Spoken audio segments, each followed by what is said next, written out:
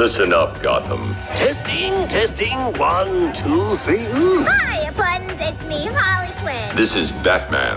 This is Robin. Tune into the Bat Fanatic podcast. The Bat Fan Addict Podcast. The Bat Fanatic Podcast. The Bat Fanatic Podcast with Sammy Warmhands. With Sammy Warmhands. The Bat Fan Addict Podcast. Bat Fan Addict Podcast. Although, Sam, you might think about changing the name. Hey everybody, it's the Dark Knight of Rap, Sammy Warmhands, and this is the Bat Fanatic Podcast. As always, I'll be joined by Dunk and Gramps, but first we've got to shout out our friend and sponsor, the Nando Knight at TNK Comics and Collectibles. You can follow on shortboxed.com/TNK Comics for a small glimpse at his inventory, or you can follow on Instagram to be the first to learn about his convention appearances so you can dig through the crates yourself. So that's at the Nando Knight, KNIGHT. You can also follow us at Batfan Addict, Everything Batman 219, or Grandpa Batman to get the whole crew. We are going to return now to comics. This is One Bad Day, Two-Face. I just texted you. I said, I'm going to commit seppuku in 5 minutes. My God. Well, go ahead. He's like, be my guest. Have you been watching Shogun? Watching what? Shogun. Ben and Evan aren't on the show anymore, so you might have the wrong audience. Okay, well, Yeah, anyway. like Shogun, there's two like noodle places by me named Shogun. Well, right. You know, Uh, a Shogun is basically kind of like, to put it in New York terms, he's kind of like the mob boss, a military type of leader in Japan. You know, the samurai. Yeah, I and feel all like that. I only know that term from the intro to Jizz's Liquid Swords record. And here's the Shogun's Decapitator. There's a mini series on FX called Shogun, and I mean, it is like the top TV show going on right now. and not for us, obviously. Well, I just found out about it like 3 weeks ago because my wife was like, we should watch this show. We were already like a couple weeks behind, but we watched it on like on demand and caught up. And it's Next episode we're watching, we're fucking gonna review dude, the show. it is. And so that's where you've been for the last 45 minutes is watching this show? No, is that what you're saying? What Google? I'm over here grabbing my penis 2 times because it's fucking Two-Face night. I have my computer on all day while I'm working, right? And I'm closing down this job. I'm starting a new job on Monday. So like, Oh shit, congrats. yeah, thanks, man.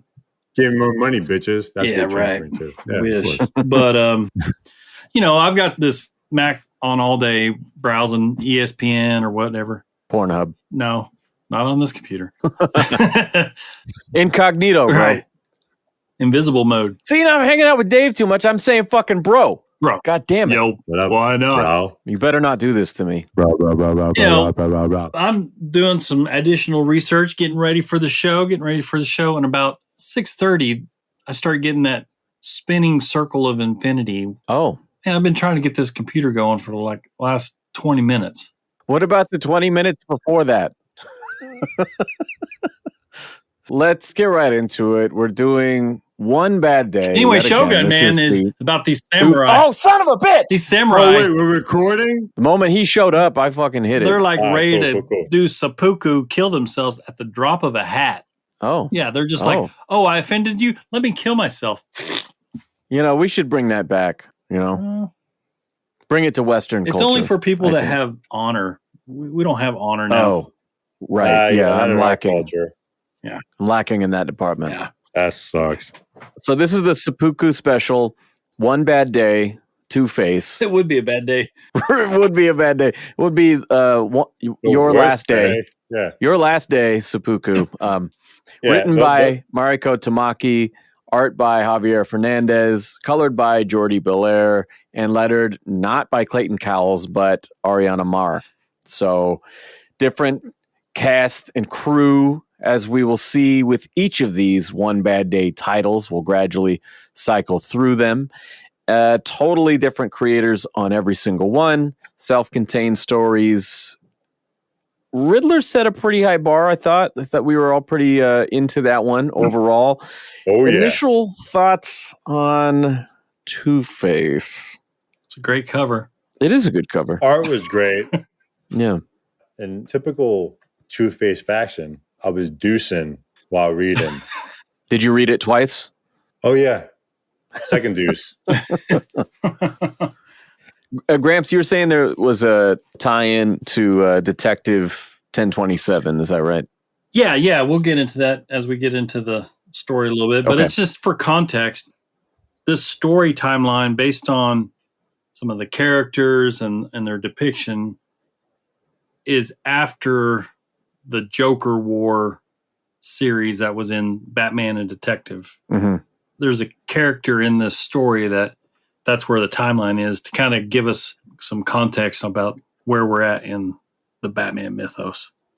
Yeah, and I was thinking that I recognized him from The Neighborhood. I mentioned that one to you, which is the run of Detective that Tamaki also wrote with Dan Mora on the artwork, which I'm looking up right now, and that's from 1034 to 1039 on Detective. So yeah, right around that time.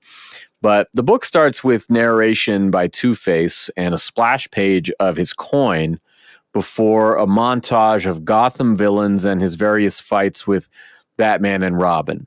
He says, "My father told me that every person has a potential for good or for evil, to be kind or to be cruel." We set up from the first page that we're going to be playing into the whole discussion of duality, as is normal for Two-Face stories. Well, this is Batman speaking. It is. Okay. One thing I wanted to highlight about this book is that they do a good job of color coding who is speaking. I mean, you can see in that first box, there's a bat panel. Son of a bitch. I'm going to open my book. Open the book. Yeah. Hold on. Before we get going, what version of the book we all have here? I just have the regular copy. Oh, yeah. See, I got the floppy too, but I didn't open the page that far. I got the hardcover. So I didn't even see it's kind of in the crease there. Yeah. That's where the bat And logo I think is. we mentioned, the last time in Riddler, how it was a little confusing on certain pages about knowing who was speaking, because Right. Tom King sometimes will drop a conversation like right in the middle of the conversation, and you as the reader have to catch up, and sometimes it's not revealed for another page or two who's speaking. But this one, there is actually some color coding, which helped me, the stupid reader guy, to understand who is speaking. Well, hey, at least you figured it out better than me. Well, so. world's greatest detective right here, this guy. So yeah, Batman is speaking. Okay. Well, point remains the same. The author is driving home the duality of the character. That's going to be our focus. Here we get an immediate flashback to an unspecified time. It just says, years ago, Two-Face is holding a teenager off the side of the rooftop, and cops have assembled below. Batman confers with Gordon before heading up, and Gordon says that Harvey Dent is still alive in there somewhere. He saw it himself back in No Man's Land. And I love No Man's Land. Thank you to Dave for getting me that whole set a year or two ago. But we can never, ever review it on this show because it's punishingly long. There's so much to review on that. Yeah. That's one of my favorite series. Yes, it's very rewarding, but unless we did an entire fucking season on it, which we're not going to do, it just wouldn't be possible. But in that story, Gordon is being held captive by Two-Face, right? And he's having basically, how Harvey Dent Two-Face likes to do sometimes. He actually likes to have a jury trial before he convicts and kills somebody. Yeah. And the Harvey Dent side appealed to act on his defense and successfully. It's a shame he was killed off in The Dark Knight, or we could have got him to play in the Kangaroo Court in Rises. That would have been great. It would have been awesome. Yeah, that would have been such an amazing throwback. I don't know why I said The Dark Knight when I've never emphasized the first syllable before in my life, and I will bow my head in shame. Batman takes out the goons and tries to reason with Two-Face. From the ground, Officer Nakano looks on and worries that Two-Face is going to drop the kid. This is insignificant, but I have to mention it because he pops up in a later scene. A police sniper sees his shot and takes it. Before dropping the kid, Two-Face says, "You can't trust anyone, kid. Remember that in the last moments of your life," and drops him off the side of the building. Of course, Batman saves him, and Gordon shows up with the cavalry in tow. And afterward, Batman questions whether Harvey is still alive in there. He's in there, Gordon replies. They both are. He also said it was like, you got 30 seconds to your short life. Like, bro, how high is this building? You noticed that I slightly reworded that when I paraphrased Yeah, it? the moment you said that, I was like, wait a minute. That's You're like, I got to call this out. Yeah. Let's 30 be seconds assholes here. 30 seconds is longer than even Nicholson's fall in Batman 89 from the giant church bell tower. And that was a long fucking fall. Even Catwoman was shorter than that when she fucking lands her death the first time. Maybe he wonders if he's just going to bounce on the ground and then... And still breathe for like the rest of the 30 seconds or something. Maybe he'll die on the stretcher. I don't know. Yeah, if they make it to that 30 seconds. I did think that was an excruciatingly long fall. Yeah, but he's a villain and he's just saying shit. So I always heard that you'd have a heart attack before you hit the ground. Yeah. But one thing I wanted to point out is before Batman goes up there and he's talking to Gordon, I heard that if you commit seppuku on the way down, that actually makes it quicker. Well, here's the thing with seppuku. If we're going to go into that, and everyone should watch the show. Seppuku traditionally is done with two people, the person doing it and then like their friend to help them, because you stab yourself. Everybody needs a spotter. Yeah, exactly. You stab yourself with the sword, which is going to be a fatal wound, and then your buddy would chop your head off to help ease your pain. Oh, see, I thought you just kind of gutted yourself and spilled out. I didn't realize they beheaded you. It was a buddy system thing. I didn't know that. I'm very thankful that I don't have those type of buddies. So let's continue. I'll be your seppuku buddy. I think that we should retire the bury a body friend. Like if you need somebody to bury, but I'm your friend. We should trade up to seppuku friends. Pass. No, you know what? No, I'll pass until like when you get to that time period I can't walk or like wipe my own ass. Mm-hmm. Then I'm in. Then you're in. You could still wield a sword, though. That's got to be the minimum criteria, though. I hope so. If I can't wipe my own ass, just fucking chop my head off. Okay, I'm just saying, you got to be willing to put in the work first, or it's not. It's not the same. Listen, I'll fall into it. Just okay. I need some help, guys. I'll sign off the paperwork. Okay. So one thing I wanted to point out, cleared that up. If y'all would shut the. I don't know if we will. Swords. Gordon, before Batman goes up there, he says, he's in there. It's two of them, and Dent is in there. But when Gordon's on the roof, he addresses him as Two-Face. So, I mean, he knows the clear distinction between the two personalities that are in one body right there. Yeah, and Batman's not really sold on this. He's like, I don't think that dude is still in there anymore. I mean, it's almost like, Two-Face, as far as the Rogues Gallery, I mean, yes, I guess this kind of counts for Catwoman too, but Two-Face has always been his biggest blind spot. Yeah. He had that. Is that sentimental? Deep appreciation and respect. And I would almost say like a brotherly love with Harvey Dent while he was still, Harvey Dent. And he still fights with him. And that's one thing, as I read the story, I was like, do I have a friend that if the worst thing happened and they kind of went off the deep rail and did something really bad, would I have, still that deep love for them that I would still try to fight for them? And, I do have some friends like that. And no, you don't. I would be, not you, but not Harvey Dent status. Like, bro, this guy's fucking murdering I know, people. Man. I know. Like, that's where the heartache is. That's where he's torn apart. This is. Yo, I'm not Batman. The answer is no. I know. But I mean, he's not. This is all right. So, like, when it comes to scoring, guys, I lost my ish reading this story. Yeah. I'm sorry. Are we censoring ourselves now? Because I need to rewind the last 78 episodes. Ish. I'll cuss later. Ish, bro. Me. Listen, we all know Harvey Dent and Batman have history together. Yes, they but were we lovers. also know Two-Face is Harvey Dent. Yeah, but I mean, that's where the conflict is with Batman. Like, listen, if my friend's a drug dealer and he's selling drugs, when he gets arrested, I'm not going to be surprised. Right? Oh man, this is why this is going to be one of my lowest scoring issues ever. Okay. Spoiler alert. When we get through this, trust me. Okay.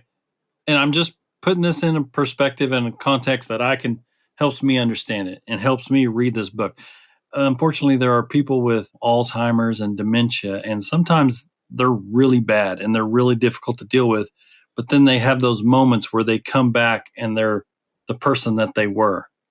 And that's kind of how Harvey Dent and Two-Face can be. There are those moments where Harvey comes back and Bruce is, okay, there's still some good in him. There's still a light on in there that I can reach out to and maybe help. But then invariably the monster takes control still. Yeah. You know? And then the rest of the story happens, and you're like, Well, I do relate to what you're saying, though, because I, for whatever reason, am somewhat of a magnet for friends of mine going through an extreme mental health crisis. That's because we're both musicians, and that's just...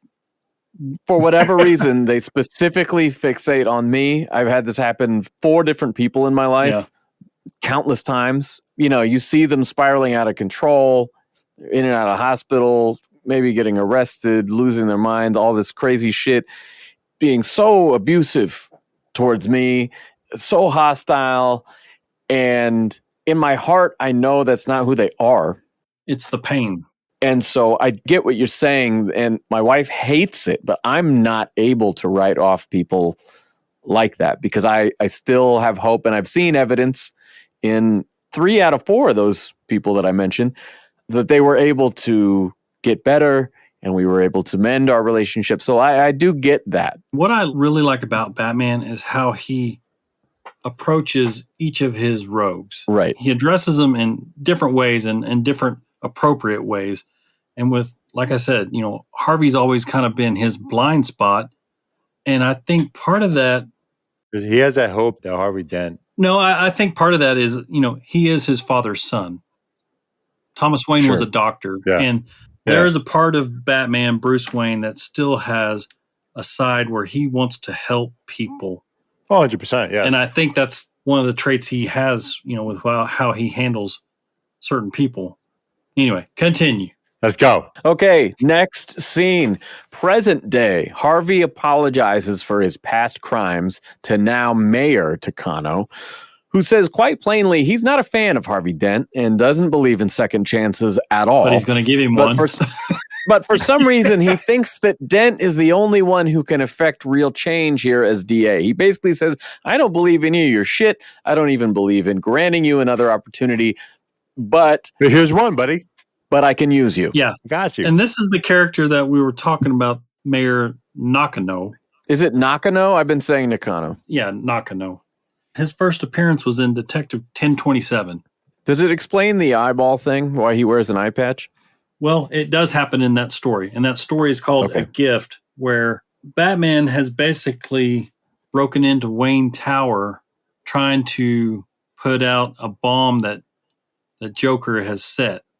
And I think Lucius Fox calls in that there's been an intruder in Wayne Tower. And Nakano and his partner go there, and the bomb goes off and kills his partner, and it injures him, puts his eye out. In his perspective, it was Batman who set off the bomb. So he has kind of a vendetta against Batman, not just Batman, but all of the rogues too, all the crazies that have taken over Gotham, and it's his personal mission to kind of just rid the city of all of them. So that may be one reason why in this story here, he's reached out to Harvey Dent, who has now been rehabilitated, because he's like, you've kind of been on both sides, and you may be the right guy to help me clean up this city, which is weird, but... It makes me think of Jack Nicholson in The Departed. He's looking at DiCaprio, you know, this fucking wild young kid who's getting into fights in his bar, and he's like, you're that guy. I look at a guy like you and I think, what could I use you for? You know, and it's just sort of like, well, I think this guy's full of shit, but also he's going to get me out of a bind. Yeah, and I was like trying to understand how Harvey Dent was rehabilitated. Then I had to go back some more. And I mean, if you remember in the New 52 during the Pete Tomasi and Patrick Gleason run, he shot himself in the head. Oh. But he didn't kill himself, obviously. There was a bullet still lodged in his head. I think Joker did something to kind of manipulate it, and basically the bullet triggered parts of his brain where Two-Face was predominantly in control. Harvey Dent was totally gone. He had no memory. It was all Harvey Dent. But then Batman in like Detective Comics 1024, they get in a fight. He defeats Two-Face, and Batman does surgery on his brain. Oh my God. To rehabilitate and bring back Harvey Dent. He grabbed a magnet. He kind of did something to his head. Yes, I mean, I can't call Thomas Elliot. I guess I'll do it myself. Yeah, he was like, "Hey, Alfred's dead. I got a magnet." That's kind of how he rehabilitated and brought back Harvey Dent. Now, that's very interesting. Now I need to read that. But wait, there's more. More? Harvey Dent knows that Bruce Wayne is Batman. Two-Face does not. Okay. There are true split personalities that are combative with each other and know things that the other doesn't. I'm still equally as pissed off with that new information. Well, I want to just give some context so we can talk about it. I appreciate it. Yeah. Well, and I can attest to the way you're describing it because one of these people that I was referring to, one of my friends, has a clinical second personality with a name. Really? Yes. And when this person is in control, is a complete dissociative experience. And so my friend is sort of like an observer. He's sort of seeing things unfold. He's in absolute no control of it. I got so many questions. Or he'll ask me a question like, hey, did you see that movie that came out yesterday or whatever? And I'd be like, we talked about this for 3 hours on and off. And he'd be like, what? Holy smokes. That is scary. Yeah. So after the meeting with the mayor outside under the cover of night, Harvey meets with Batman. He says, I wouldn't ask if it weren't important. Harvey tells Batman about his father and shows a cryptic letter that says it'll be his father's last birthday. And he doesn't know who to trust, Batman being essentially an objective third party. He's not part of the system, the police force or whatever. Okay, I'm going to give you this responsibility. And we see a montage of Two-Face's transformation, narration that explains his turns from friend to foe and vice versa. Just the history of the relationship with Batman. What I don't understand is how in the beginning of the book, in the flashback scene, he looks like gangster mobster Two-Face. He's got dark black hair. Yeah. Half of his face is equally burnt. But in this part, he looks like Aaron Eckhart from The Dark Knight. Yeah, and I think some of these flashbacks, like the No Man's Land one, is a very specific look, and they seem very deferential as much as referential. It's like, okay, I'm going to do this more in the style of that thing for this particular flashback. Like the Batman and Robin single panel fights in that montage, stuff like that. A lot of times the flashbacks are really different because they reference two different storylines, and then I wish I knew what they all were because I only recognized a couple things. Obviously, there's Hush in one of these shots, and there's a couple things, but I didn't recognize many of them. Yeah, there's so many of them. And one of the shots, and I guess I'm going to show you, Gramps, this page right here. Yeah, that's when he was hit with the acid. The story behind that page, I was in Dallas Fan Expo last year with you, and our friend Chris, Batman statue collector. Which, shout out to him. He just had me film a collection tour video for his channel, which is much, much bigger than mine. I really appreciate the feature. Huge shout out to him. Great guy, man. Such a beautiful human being. And he told me, he was like, I'm a huge fan of villains. I was like, I want a Two-Face art. And I was like, hey, I know exactly where to go. So I went over to Belen Ortega or Javier Fernandez, who's their booth was right beside each other. Yeah. Fucking power couple. And I remember seeing this page, and I was like, hey, you got to see this page. And he was staring at it, and he just stared at me. And I was like, my bad, bro. And he bought the page. He bought this page? Yeah. Oh. This page right here. It's on his site. Oh, wow. Yeah, it's hanging on his wall, I think. Yeah, it's on his wall, and it's a picture of me and him holding it together with Javier Fernandez. Again, the boyfriend of Belen Ortega. Both of them actually are represented by the green room. Yes, the green room. So- You can find a lot of Yeah. solid prints. You could get some really solid prints from the green room Oh, yeah. or original art. Yeah, I just actually bought a piece recently from the green room. And let me tell you, everyone, Yeah, tax money, buddy. Yeah. All right, buddy. That's such an amazing experience. And I know we're getting off on a tangent. That's all good. It's good. We never do that. It's smooth sailing after this. The person that runs a shop, ECR Palacios. I'm You might as well have just not even I read it. know. Just like I look at ordered some this Harry piece- Potter shit. Yeah, I ordered the piece. And she's like, "That's actually drawn by my husband. He's the artist on there." Oh, nice. Oh, so everyone's fucking married. They shipped this from Spain. Mhm. I literally got this thing in like 2 days. Nice. Wow. And the packaging was immaculate. There was no way this art was going to get damaged. Way better than American shit. And customer service is like her specialty. So if you guys want to find Green room. any unique, amazing art, check out the Green Room comic Yeah, art. Green Room has a lineup of artists. Yeah. This episode sponsored by, just kidding. Yeah. All right. So back to the book. Batman looks into many people with obvious motives, like Falcone, Joker, and in a rare appearance, Lockup, even if only referenced by name, Montoya, and the entire Bat family. Two-Face has made a lot of enemies. Just then, Batgirl, Stephanie, shows up. That was one of my favorite parts that she showed up because she actually brought logic into this. Yes, she's kind of playing the role as the audience, in my opinion, Yeah. where she asks if Batman is doing a case or doing a favor here. She reminds him that he's still the same Two-Face who did all these horrible things, and plays to what we're thinking as the readers. She's going, well, okay, so there's this threat in this letter, right? And Harvey Dent gave you the letter. Really dumbing this down for you, buddy. Yeah. Maybe I'm projecting, but I feel like that's Like what she's saying. Jesus grabbed the wheel.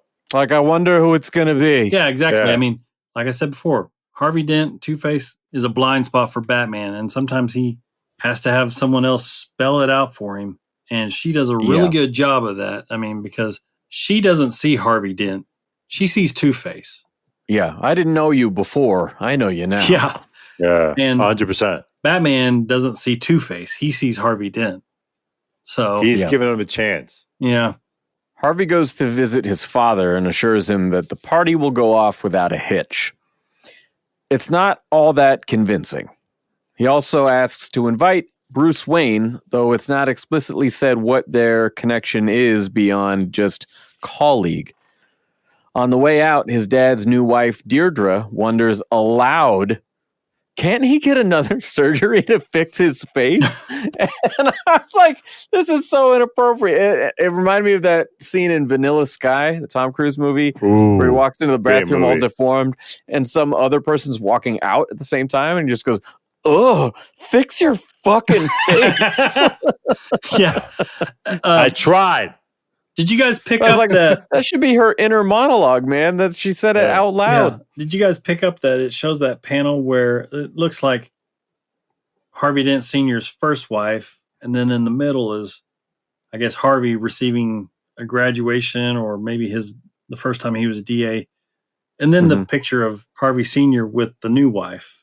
I guess I didn't look that closely at those other than I was looking at the father-son relationship. Oh. Yeah, that's what I focused on. Well, I mean, obviously, this being Harvey Dent Sr., so now we have two Harvey Dents. Kind of a. Right. Then we have a second wife. I don't know. It seems like every time I read about someone that their older father marries a much younger woman, it causes problems with the kids, especially the Yeah. adult kids. Yeah, especially if, sorry, I'm not going to, never mind. Anyway, Especially when one's a reformed supervillain.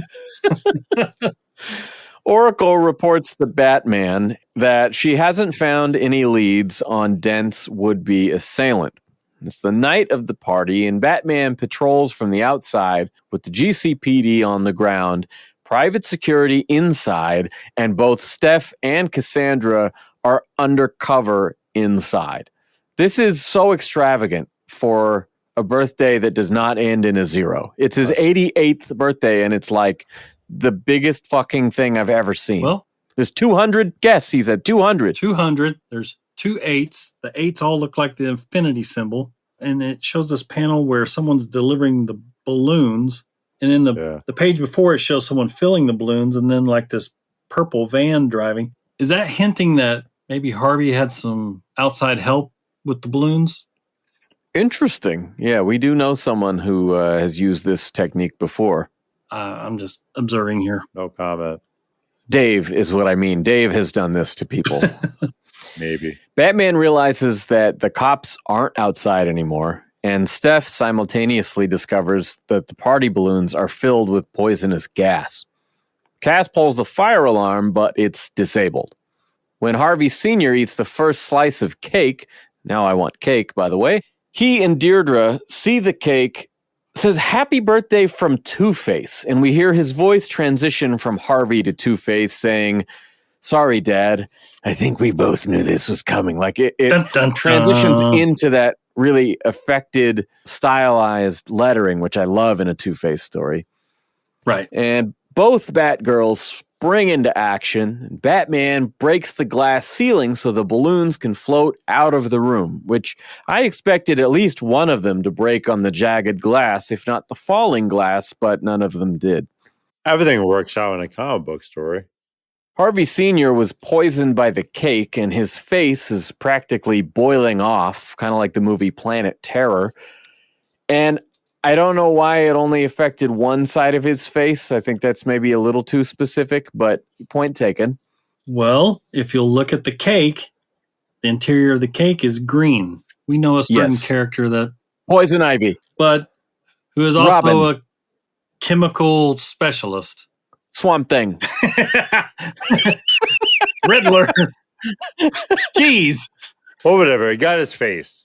Half his face. He's like, oh no, I'm ugly. I'm going to kill myself. Whatever. Jeez, you're just cutting ahead, spoiling the whole shit. So, I'm scrolling it. Batman thinks this isn't a party, it's a public execution. He wanted us here as witnesses. Two-Face draws a gun on his father, and Batman just pounces on him, like the intro of the animated series. I love it. They're fighting in the next room, and Two-Face says, it's already too late. Like, if I know my father, right? And we cut back to Harvey Sr., who picks up his son's gun that was knocked loose in the fight, and he shoots himself. In front of Deirdre, I might add, for the poor Deirdre, she's the real victim of this story. Yeah. A brief mention of the Gotham Gazette says that Harvey tried to expunge Deirdre's DUI records, but a county clerk caught it. Apparently that was his birthday gift for his father, the real Harvey. I don't know. And then at Blackgate, Two-Face tells Batman in his cell, says, you know, you're a lot like my father. Because they both insisted that some pure, unaffected Harvey Dent still lives deep inside, when in reality, he's both Harvey and Two-Face. Everything wrapped into one being. It all happened to him, and he's just... Honestly, he's a victim of trauma, and that's turned him into what the fuck he is now. It's complicated. Well, he's essentially trying to explain why he did what he did, and that's basically to show Batman that, you know, whatever you think, I will be Two-Face always. And that's kind of a way of saying, you know, you need to let Harvey go, but it's also a not so veiled warning as well. Yeah, there's no fixing what I've got. Yeah. There's no time travel that you can just undo it, you know? Right. He says that his father would rather be dead than to live with those scars, and asks what Batman's father must think of his choices. My father is dead, he says. And this is maybe my favorite bit of dialogue in the whole book, where Two-Face is like, yes, a good man forever, frozen in time. Do you think that's why you fight for Harvey Dent? Or is it the memory of another White Knight? Ben Polanski, our former co-host, was very astute, I thought, saying that Batman's failure every time makes him relive that initial failure to not save his parents, to not stop what happened to him. You know, he's still trying to see the good in this person, no matter how many fucked up things that he does, you know. Right. I like that. I think it's right on Bruce Wayne. Harvey Sr.'s funeral is sparsely attended. And when Batgirl, again, Stephanie, asks if Harvey said why he did this, Batman says because he's both Harvey Dent and Two-Face, my friend and my enemy. And on the final page, Two-Face flips a coin in his cell. Why would they give him a coin? Saying, Batman, my friend and my enemy. Notice that he said my friend first. Yeah. He still has love for Harvey. Yeah. So that's the end. You know, I read this whole series when it first came out, and I remembered, you know, certain issues stood out to me more than others. This one I didn't particularly remember, but I remember kind of liking them all. And then at the end here, I was just like, man, that's it. This is going to be our shortest episode. I mean, unless Dunk rants for 45 minutes, but you know, I'm not going to rant at all. I was a little like, okay, that was just fine. It was just fine. Were there any Easter eggs? I know we talked about there were some homages, but I didn't really catch more than the ones we talked about. I don't know about Easter eggs, but there were certainly some plot holes that maybe I would understand better if I had read Mariko Tamaki's full Detective Comics run. Same. One, how Harvey went from looking like really ugly guy to Aaron Eckhart. Maybe he's wearing a toupee. I don't know.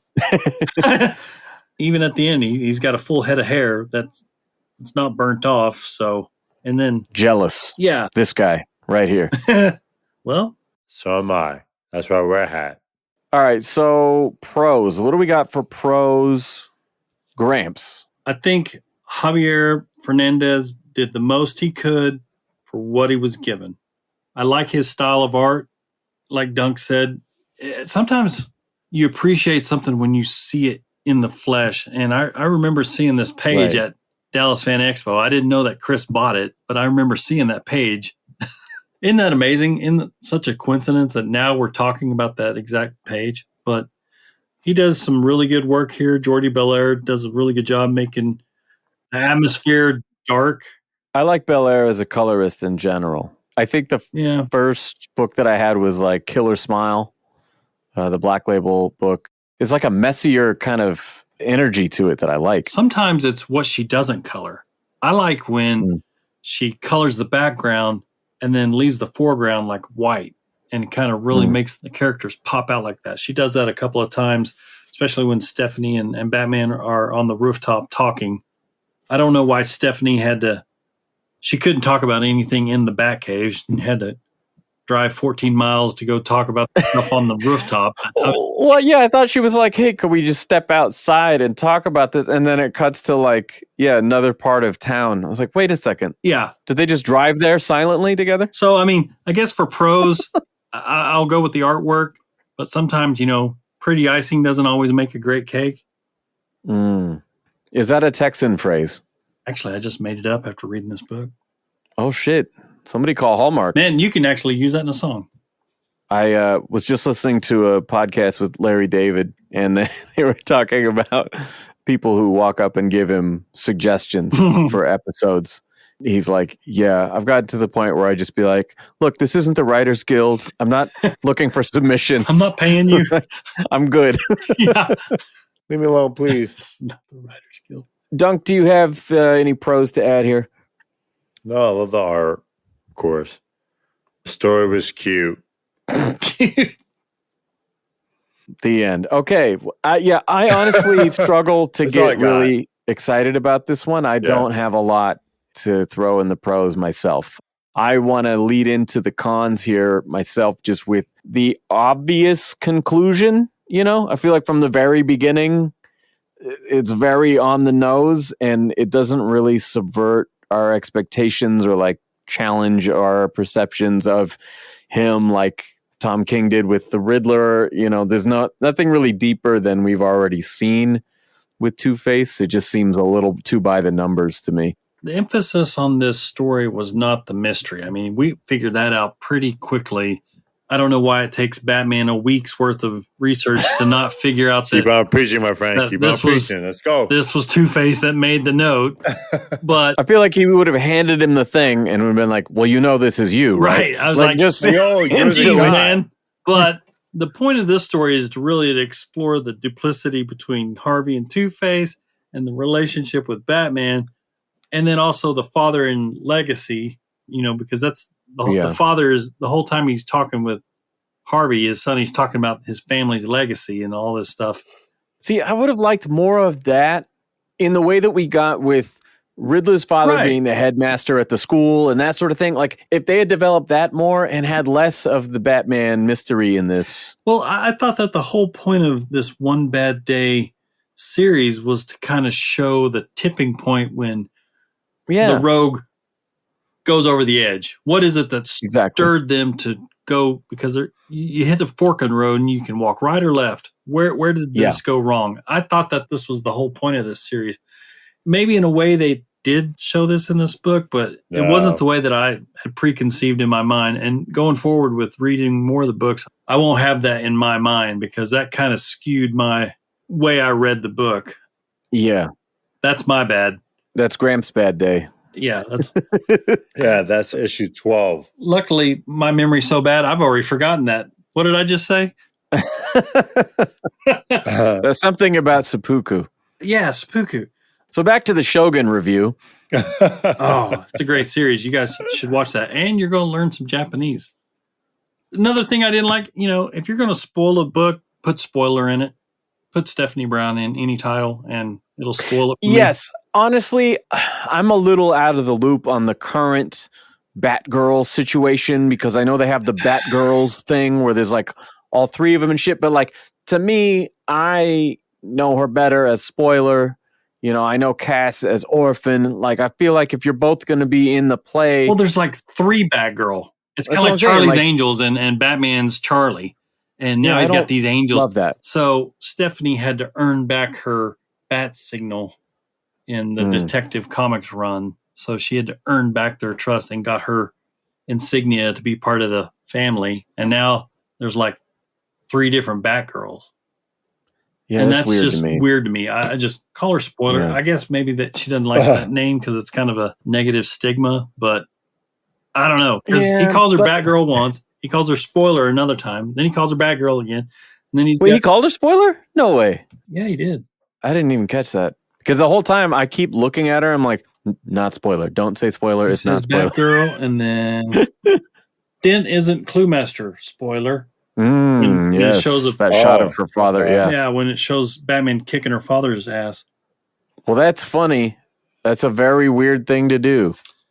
So that I don't know if that was like maybe a jab back at her because she'd kind of thrown some jabs his way. Yeah. Especially referring to him as Dent. Dent isn't Cluemaster. Spoiler. He could have just been like, kind of giving her some business. Right? Not every villain is your dad. I don't know. I think her and Damien are basically kind of right there with each other. They're not always wrong, but the way that they approach things isn't always right. So they're always assholes. But, sometimes she puts Batman in his place where he needs to be. My thing is, okay, if you're going to write a Batman detective mystery story, don't write Batman as stupid. 100%, yes. We knew Harvey Dent was going to turn on his father. That was obvious up front. I was waiting for the twist at the end. Yeah. I read the end. I'm like, that's it? That's it. I was waiting for another twist where maybe it was the mother that was going to kill the old man and Harvey came to save some shit. Yeah, like that would have been the twist. Right. But that didn't happen. What happened to our co-host? He's like, fuck this. I'm out of here. Yeah. I was expecting there to be some last development in the writing that never came. It just went kind of straight to epilogue. Yeah. I was a little bit surprised that the action was coming so quickly. Like when I'm taking my notes, I'm like, is that all? No, there's got to be more. No, there's more. And then it just kind of wraps up. Again, I don't really remember these because it's been a long time since I read the whole series, but this feels like it has to be the most straightforward of the bunch or one of them. I'll just say this. It doesn't really encourage me to read that run of Detective, even though I will eventually. Well, if you're reading that run, it's for Dan Moore. It is for Dan Moore because he actually drew that story in Detective 1027, and I love the way he draws Batman. I mean, even just the action scenes and the the posing, it's amazing. Maybe I won't read it. I'll just look at it. Yeah, just get a virgin copy, with no text on it and have a great time. I actually wish that they would sell those because there are certain artists that I'm like, I don't need these letters in the way of the art. I just want the art. Just give me the art, like Capullo, for example, or Jason Fabok. Just give me the art. Mm-hmm. Take the words off there. DC Comics and Marvel Comics, they could double their profits if they sold virgin issues like that. Yeah, that'd be sweet. I can see what's going on in the story, especially with great artists that they're good storytellers as well as artists. So I just want to see the art. I don't know if you ever do this, but if you're ever reading a comic, something that you thought would be better than it is, if I'm in that situation, I might actually just ignore all of the dialogue. Like I might read only the narration and just look at the images to tell the story. Because like I want to know how it wraps up. I like the artwork, whatever. But like if I don't like the writer, sometimes I'll actually do that. Yeah, just give me the beats and we're good. All right. Well, before Dunk leaves a fourth time, I don't love not giving a glowing review on this show, but I feel like it's probably a 2.5. It didn't deliver. Like Gramps was saying, it sort of sets up a promise that we're going to get a twist or something, and it just plays so straight and ends, and there's just nothing to it. So, Dunk, what do you got? 1. All right. You know why? Because the world's greatest detective gets a note from a bipolar murderer, right? And he can't figure it out. And he's like, there's no prints or anything that can help me with this. Are you effing kidding me? And even Oracle, dude, is looking at everything. I got nothing. 1. Now you have spoiler telling you who the F it is. It just drove me nuts. Like, yeah, if you're the world's greatest detective, you're not that blind, dude. And 1 star out of 5. I'm being generous because I was thinking about you can half a star, but I don't think we've ever had anything less than a 1. Wow, I was so angry reading this. Like the moment that happened, I was like, "Well, duh, it's fucking Harvey Dent, bro. That's the problem. Yeah, he's the problem." I wasn't as offended by it. I was more just like, "Oh no, I lost my mind, dude. I lost my mind."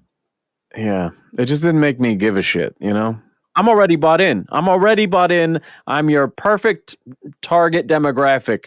And so if you're not getting me bought in, then something's gone wrong, Listen, the art is amazing. Javier Fernandez does an amazing job with the art. So the single star is for the art. And no, the single art is just a story.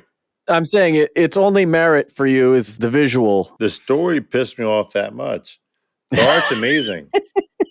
The art's great. Javi, hey brother, I love you, homie. But the story, how are you this blind that the villain is the person who handed you the assignment? There's no way, man. There's no way, man. Especially if I don't like doing direct comparisons with other books, but this is all part of a series. Think about the first scene of the first issue, right? Riddler, one bad day. He murders a guy right in front of us. They give you the answer. And there's still questions that get answered later in the story. This sort of tries to do that. It's like, okay, we're gonna imply the answer right here in the beginning, but they don't take us anywhere interesting as a result of that. But you kind of know the moment everything starts. It's like, oh, wait a minute, he's kind of the bad guy, and then it's like, oh, I can't find any fingerprints or anything leads to this. I can't figure it out, and then it's like, oh my god.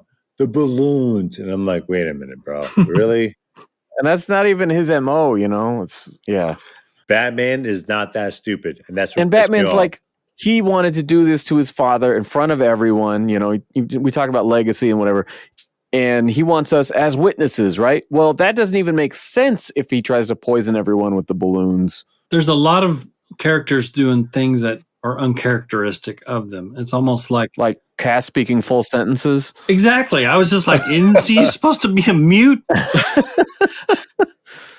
She should speak about as many words as Caesar in Planet of the Apes. I'm satisfied with that. Yeah, maybe that's part of that run that we've missed where she's now speaking in full senses, I know that she was working on that in James Tinian's run. Well, yeah, because Clayface had started, Basil Carlo had started working on her with scripts and trying to get her to communicate through, performance and stuff like that. So yeah, I get that. That's fine. But I just had to throw that in there because it was weird to me. What? Okay, we got a 2 and a 1, and Gramps, where are you at? Okay, well, a little relieved with what I'm hearing from you guys because I was scared that I was going to be that guy again. That's why I let it off, man. I was like, I just got to set the stage. Even I'm going pretty low this time. Okay, I'm breaking it up into 2 halves. I'm doing a Harvey Dent. You son of a bitch.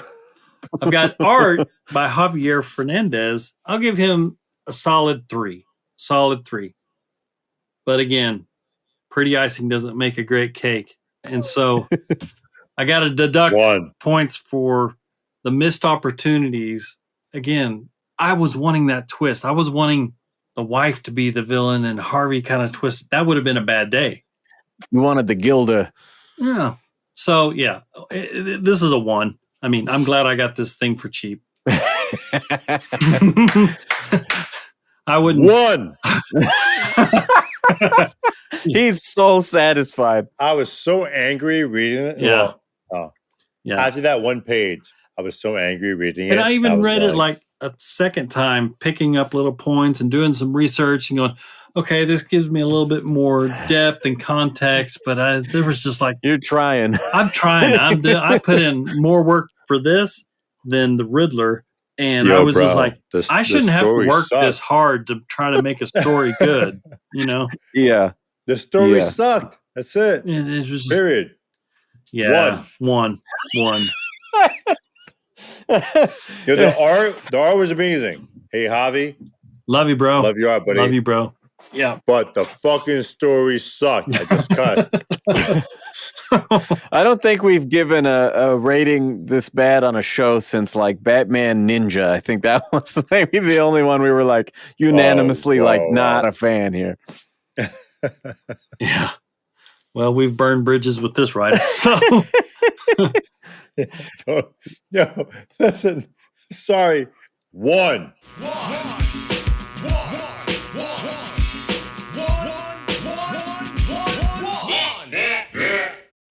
All right, that is our show. Thank you guys so much for listening. And yes, our last episode was recorded much more recently than this, and we discussed good and bad faith reviews and how we would be calling something trash or that it's the worst thing ever or whatever. And I don't think we've done any of that.